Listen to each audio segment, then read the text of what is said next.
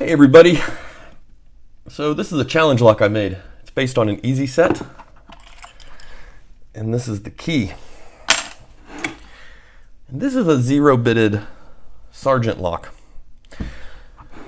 So how much difference does the actual lock itself make on a challenge lock? I think we've got a little opportunity to try something here. So yeah, average picker here. Did I forget to introduce myself? Average picker here. What we're going to do is I'm going to pick this challenge lock several times, and I'm going to note how long it takes me. Presumably it's going to go faster and faster and faster. Then I'm going to gut this lock, and there's 5 pins and this is a 6 pin. But I'm going to take the 5 challenge lock pins out of here, or I guess the 5 pin stacks, and put them in the Sargent. And then I'm going to try to forget about the lock for a minute and come back and try this again and see what happens. Might be interesting. Let's see. There we go. We're in. What is that? 107? 106? 107? What is that? 39? 124. 1 minute. 30 seconds. Oh, 14. 22. 16. 33. Okay. While I have it apart, I thought we would take a look at the pins. So these are what was in that EZSet. Now the EZSet is a 5-pinner, and we're going to be replacing it into a 6-pin Sargent. I am not going to be adding a 6th pin though. We're just going to be picking it as a 5-pin Sargent, and we're going to be keeping the springs. The springs I used on the EZSet were standard. It's whatever fell out of it, when I turned it into a challenge lock. And so we're going to do the same thing to the Sargent. We'll keep its stock springs in there, except for the 6th one. I've got to remember to pull that out, right, or I'm going to have a disaster.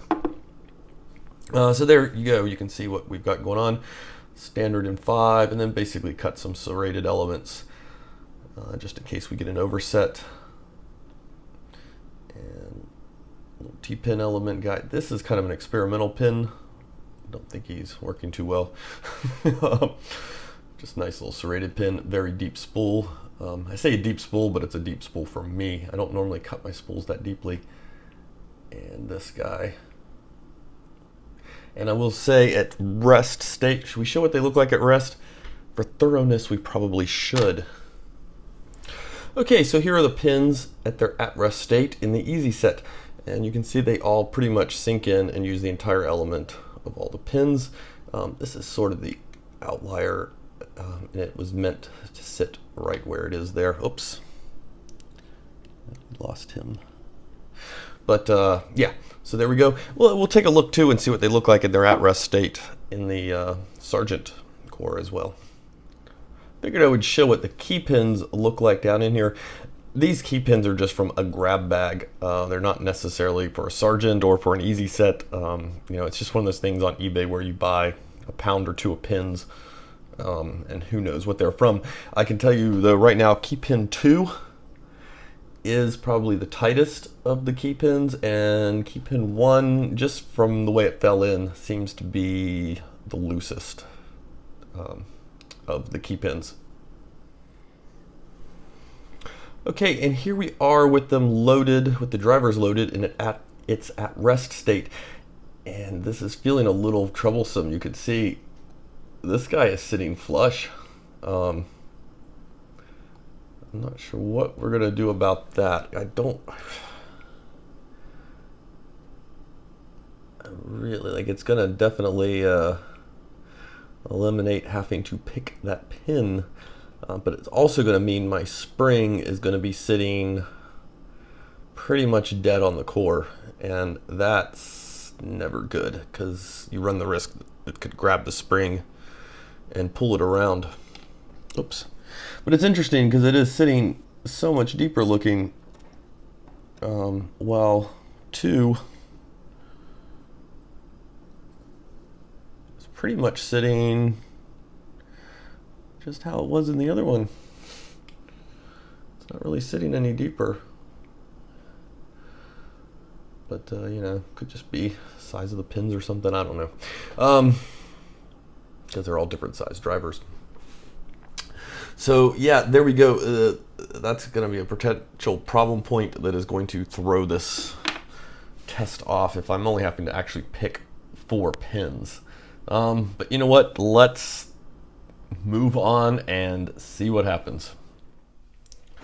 Okay, so we've got our Sargent pinned up, and let me tell you what I did with that pin 4. I put a wafer in.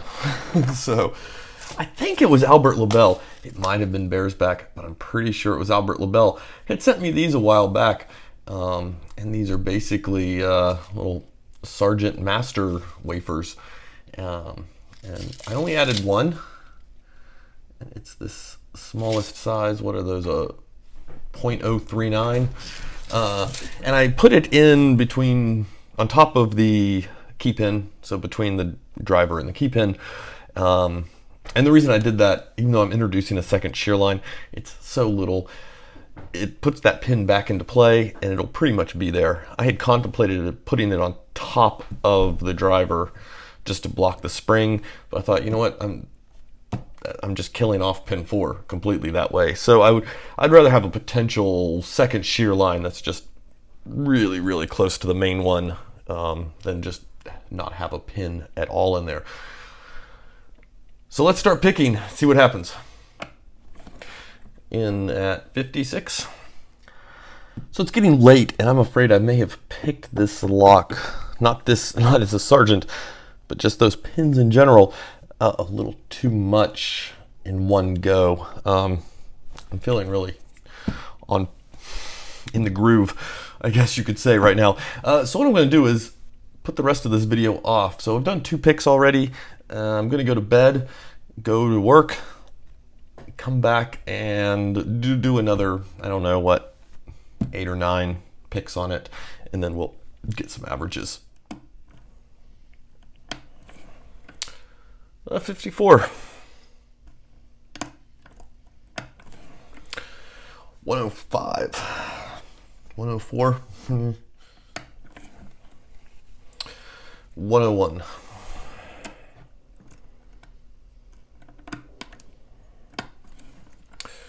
58. 35. 34. 112.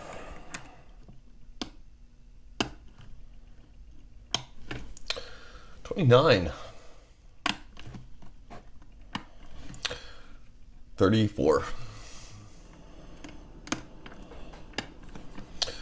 54. 32. Okay, so let's kind of look at just by the numbers. Now, even though I did a lot of consecutive picking on each one, I did put 24 hours in between picking on the EZSet in one big clump and picking on the Sargent in one big clump. And so here's what we can see. So first attempt, 106 versus 56, another 106 versus 54, 38 versus 104, 123 versus 101, 59, 58, 29, 34, 14, 29, a 22 to 34 seconds, a 16 seconds to 54, and 33 seconds to 32 seconds. Now I will point out I did drop highest and lowest when I was picking these, so I pretty much did 2 sets of about 12 attempts at each one.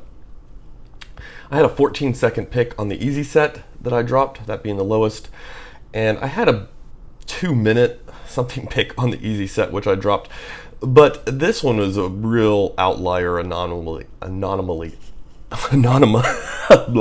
It's an outlier. The dog started barking, you know, the animals were all running, and I just completely flubbed the entire thing. But because I dropped the highest and the lowest for the EZSet, I did a couple extra picks on the Sargent, and I dropped the highest and lowest. I had another, it was about a 29, 28, 29, and my longest was about a 112. picking the Sargent. So what that gives us, so our mean average, even though kind of just glancing at it, it's a little bit hard to tell, but the Sargent bought about 5 seconds on average for taking longer than the EZSet did. So we've got a 42.6 second average and a 47.6 average on the Sargent. Our medians are 35.5 and 54. We've got a standard deviation of about 22 versus a 12.92. Smaller is better. And variance. If you're into this kind of statistic stuff, I just went ahead and calculated out the variance for you there, 524 versus a 166. Now, I'm going to point out this was not a very controlled experiment. The reliability on this is going to be, But yeah, so that's it by the numbers. I'll show them here one more time, kind of slowly, if you're wanting to pay extra attention to them. And then we will kind of just talk about it for a moment. So there we go.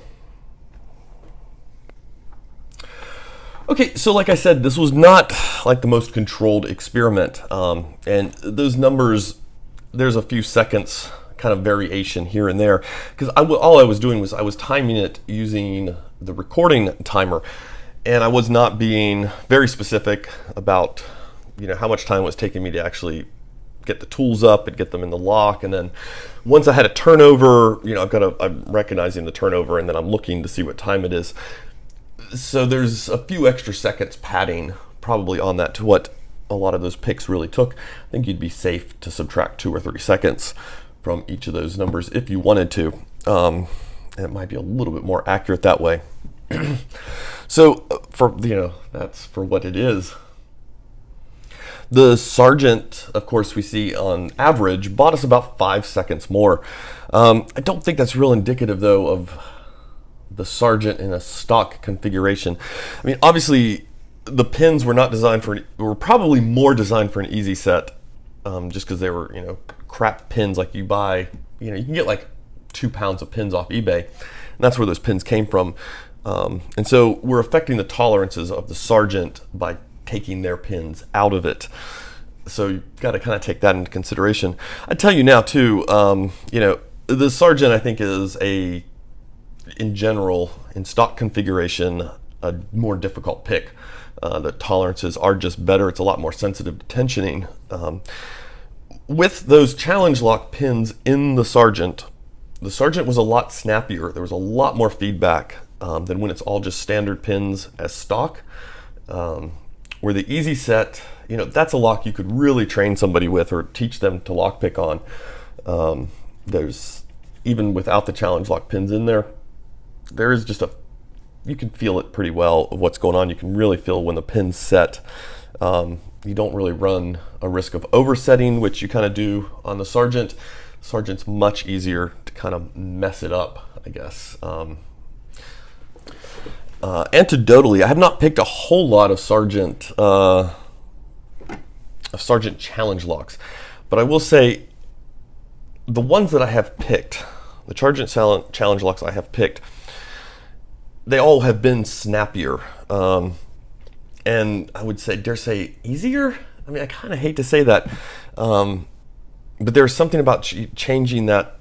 They seem to have a pretty decent formula in their stock configuration. Changing that up definitely seems to affect it, and not necessarily for the better. I don't think I've encountered a Sargent lock, and like I said, I've only done very few challenge locks where I've gone, man, this is an improvement on the Sargent, right? Not necessarily what challenge locks are all about, but just something interesting to keep in mind, I suppose. I'll point out too, some of the variation on the times on the Sargent lock seem to be based on the first 2 lifts, right? If the first 2 lifts got in there and got really good, the whole lock went through smoothly, and that's where you would see those 29 and 34 second picks. That was usually because the first 2 pins I set pretty dead on, and I didn't have to go back to them. where, and you could definitely, probably because of the tolerances at the shear line, you could definitely feel the serrations, each one of them, much more acutely than you could on the EZSet. The EZSet, you just kind of banged them up. You hit that big spool that I had, you got that counter rotation, then you would come back, flick pin 1, and it would fall open.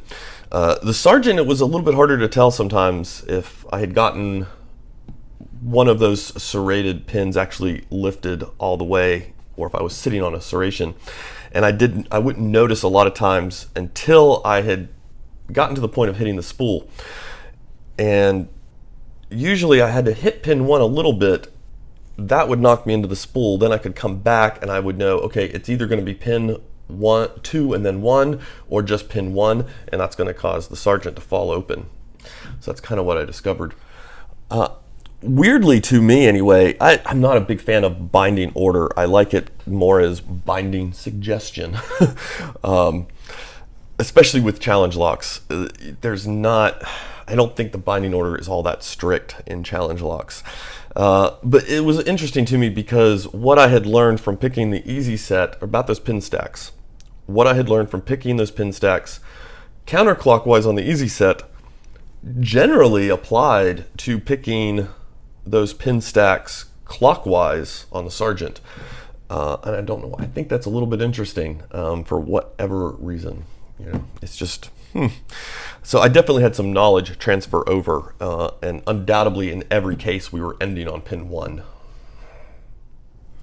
And I guess lastly, I'll point out, I wasn't all that hurrying or rushing on them. I was not attempting to set a record every time I picked one. I was not attempting to beat my times every single time. I was just sitting down and picking and trying to stay in the mindset of, I just put this in the clamp, let's see what's going on with it, right? So I wasn't rushing it. I don't think I could do any better than 14 seconds on the EZSet, or if we pad it off to the, this is probably closer to a 13-second pick. I don't think I could do any better than that, though. Generally speaking on it. And likewise with the Sargent, my best on there was 29 seconds. I actually had about 2 seconds. Similarly on the EZSet, I had 2 about 14-second picks. So I don't think 29 seconds, I don't think I could have gone much faster than 29 seconds. If I was to just keep repeating it to where I had it down, I think I would probably be consistently falling in that 28 to 29 second range as far as my fastest pick times on it were. So yeah, there we go. I don't want this video to run too long, so we'll just kind of end it there. I hope it's been a little bit interesting for you. It was for me. Probably not the most challenging challenge lock pins I've ever made. I guess that's another final conclusion we could draw. But I thought it would be a neat look just to see what would happen if we took the same pin stacks and put them in 2 different locks. And I hope you've enjoyed it and maybe gotten something out of it, maybe not. A 5-second gain in Formula 1 is a big deal in lock picking world. I don't know how big of a deal 5 seconds is. So anyway, you guys have a good one.